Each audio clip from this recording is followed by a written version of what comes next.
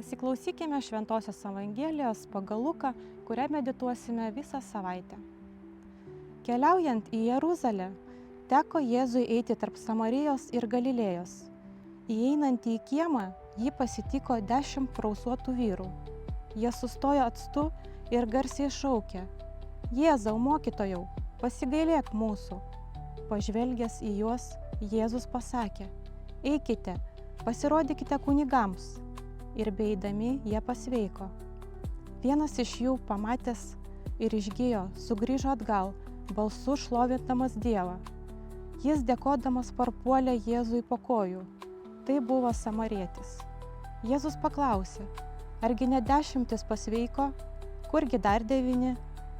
Niekas nepanorėjo sugrįžti ir atiduoti Dievui garbę, kaip tik šitas svetimtautis. Ir tarė jam: kelkis, eik, tavo tikėjimas išgelbėjo tave. Tai Viešpaties žodis.